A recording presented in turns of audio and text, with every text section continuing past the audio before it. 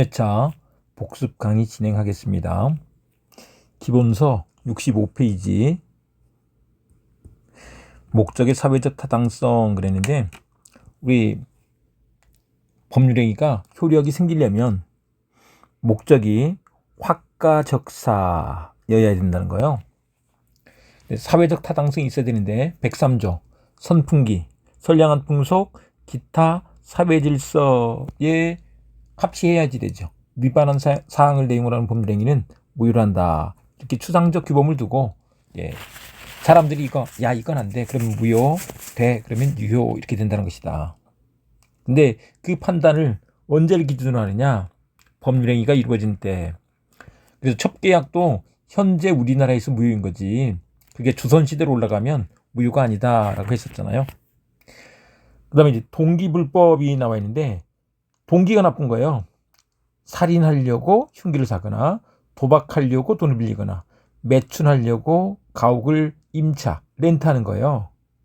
근데 그런 것들은 동기가 나쁜 거잖아요. 근데 동기는 기본적으로 안 따져. 그렇기 때문에 동기가 나쁘다고 해서 무효가 되는 것은 아니다라는 거죠. 그래서 고려할 것이 아니야. 하지만 그런 게 표시됐거나 알려진 동기가 불법일 때, 그때는 반사회적 행위로서 무효가 된다는 것이죠. 그래서 이렇게 동계불법 보시고, 그다음에 이제 이걸 추상적 규범으로 되어 있기 때문에 유형화 시키는 게 중요한데, 이제 여기서는 우리 시험 문제가 판례들이 시험 문제로 나와요. 그래서 일단 시험 문제 출제된 것들을 잘 봐두시면 되죠. 우리 여기에 있는 것들은 쭉 읽어보시기를 권하는데, 다만 중점을 둘 것은 제가 이제 지금 체크해 드리는 것들, 시험 문제 나왔던 것들, 이것들을 잘 봐보자 이 얘기입니다. 근데 첫 번째, 행정기관에 진정서를 제출해서 상대방을 궁지에 빠뜨린 다음 그에게 급부를 제공받기로 하는 약정, 이런 건 나쁜 거죠. 그렇지만 강박이 반사회적 행위는 아니야. 강박이 반사회적 행위는 아니야. 이렇게 된다는 거죠. 근데 이거 우리 바로 강강세 무비를 같이 기억해 주시면 되겠는데, 강강세 무비는 반사회적 행위가 아니야. 바로 다음 페이지에서 봐보도록 하겠습니다. 이렇게 처리를 하고, 강박은 그냥 강박으로, 그래서 취소하거나 무효가 된다는 것이죠. 여기 있는 것들 쭉 보시기 바랍니다. 그런데 이런 것들, 보험사고를 가장해서 보험금을 취득할 목적으로 이거 아주 가족들을 위험에 빠뜨리거나 죽이거나 이렇게 하는데 보험금 취득하려고 하는 경우들이 있어요. 뉴스에 나오는 아주 나쁜 것들이죠. 반사회적 행위예요.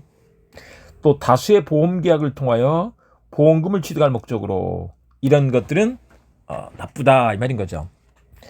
그 다음에 페이지를 넘어가서 수사기관에 가서 허위 진술해주고 대가를 받기로 했어. 위증하는데 이런 걸 돈을 받으면 말할 필요도 없죠. 무효인 거죠. 네, 이렇게 되는 것입니다. 근데 여기서 확실히 중요한 것들은 니은번, 여기다 다시 써보면 강강세 무비다. 강박, 강제집행면탈, 세금 포탈, 무과 건물의 임대, 또 비자금 임치, 이것들은 아니야. 그냥 얼른 보면 반사회적 행위로 보이지만 이것들을 반사회적 행위다라고 보면 안 된다는 것입니다. 일단 먼저 세금 포탈이 나와 있죠. 세금 포탈, 세금 문제와 관련해서는 아니다. 이것도 다운 계약서를 쓰는 거예요. 세금 포탈하기 위해서 명의신탁을 하는 거예요. 이런 것들 다 반사회적 행위가 아니야. 공과금을 매수인이 책임진다는 특약을 하는 거, 그럼 할 수 있죠. 근데 강제집행면탈 하기 위해서 이런 근저당권 설정 등기를 했다든지 이런 것들은 반사회적 행위다라고 하면 안 된다고. 비자금을 보관을 맡기는 거, 비자금 임치, 이런 것들도 아니다는 것입니다. 그래서 이렇게 봐주시고, 중요한 것은 이거다. 강강세 무비 잘 봐주시고. 그런데 위에서 허위 진술 대가는 반사회적 행위가 맞지만, 이제 진실을 그대로 증언해 주는 거, 진실을 증언할 의무가 다 일반 국민에게 있어요. 근데 인사는 해야죠. 들어간 여비 정도는 챙겨주는 게 맞지. 그게 통상적 수준인데 그런 건 괜찮아요. 근데 그것을 넘는 대가를 주기로 했어. 한몫 챙겨주는 거 이런 것들은 안 된다. 네, 요 얘기입니다. 여기는 꼭 이거 하고 비교하시라고요. 허위 진술 대가하고 그다음에 진실을 증언하는 건 좀 다르다. 네, 이거 비교해서 받으시고요. 그다음에 또 한 가지가 형사 사건에서 성공보수 약정이 있어요. 형사 사건의 성공보수 약정은 이건 반사회적 행위야. 2015년도 이후에 약정한 것들만 그래. 근데 민사 사건에서는 그게 아니다라는 것인 거죠. 그다음에 이제 이중매매, 부동산 이중매매가 문제가 되는데 이중매매가 있어도 원칙은 유예해요. 근데 그게 무효가 되는 것은 제2매수인이 매도인의 배임행위에 적극 가담했을 때 그래요. 시험 문제로 많이 나오죠. 근데 그게 배임이 되려면 계약금만 받은 것만 가지고는 아직 아니고 중도금까지 받았을 때 배임이 될 수 있다라고 한다.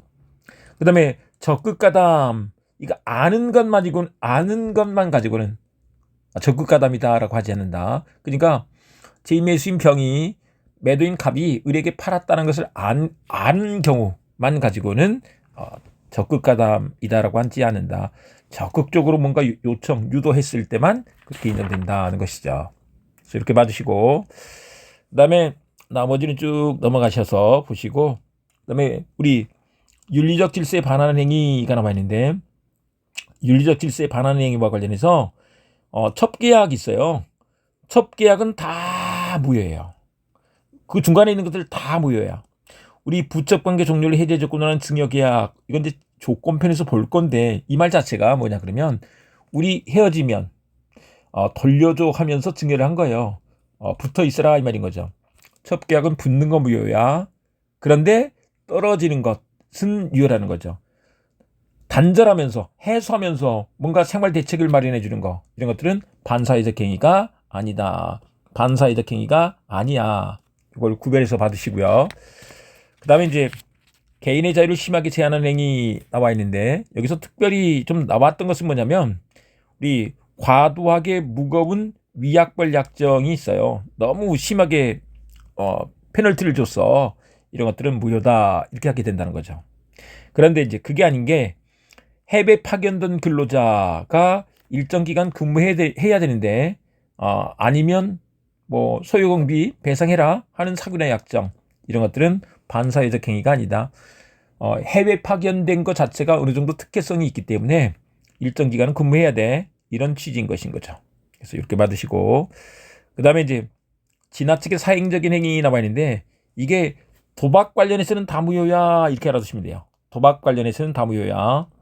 그런데 이제 도박 채권자가 와서 괴롭히니까 우리 내 집 팔아서 네가 돈 받아가 이렇게 한 거예요.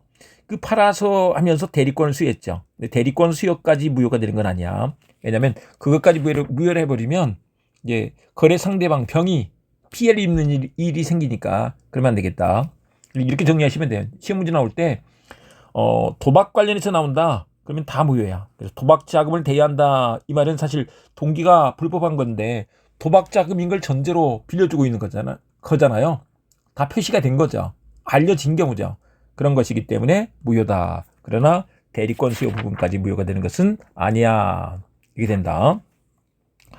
그 다음에 사회질서 위반이 되면 무효가 되는데 이 무효가 가번의 2번 절대적 무효라는 거죠. 그래서 손해 제3자가 있어도 그 사람한테 대항할 수가 있어. 야 이거 무효야. 특히 그 부동산 이중매매에서 그게 무효가 되면 병이 소유자가 아니에요. 근데 그 병이 정한테 팔았죠. 그래도 정은 소유권 취득 못해. 이렇게 되는 거죠. 그 다음에 첩계약을 추인해가지고 유효로 만든다는 건 말도 안 되잖아요. 그래서 강행복도 위반, 반사회 질서행위, 또 불공정한 법률행위 이런 것들은 추인에 의해서 유효가 될 수 있는 것이 아니다. 이렇게 말한다. 그 다음에 이제 무효가 됐을 때 무효는 이행 전이면 이행할 필요가 없는데 이행한 후에는 원래 부당이득권한 청구, 물권적 청구권 행사가 가능한 거예요. 근데 첩한테 줬던 것을 나중에 헤어지고 난 뒤에 돌려달라고 하면 우리 판사님이 뭘 잘했다고 이렇게 그 뻔뻔한 얼굴 들고 왔느냐라고 하면서 인정하지 않는다는 거죠. 그래서 부당이득 반환 청구를 할 수 없고 소유권에 기한 반환 청구도 할 수 없다. 결국 그것은 상대방 첩에게 귀속돼 버려 첩소유가 돼 버려. 그렇기 때문에 첩이 그것을 다른 사람한테 팔았어. 첩이 자기 소유물로서 팔았죠. 그러면 그 병 제3자도 소유권 취득할 수 있게 된다. 소유자한테 살 때는 선의악이 이런 걸 따질 필요가 없어요. 그래서 선악 불문하고 소유권 취득한다 이렇게 된다는 거죠. 네, 여기까지 보시고 불공정한 법률에 또 이어서 보도록 하겠습니다.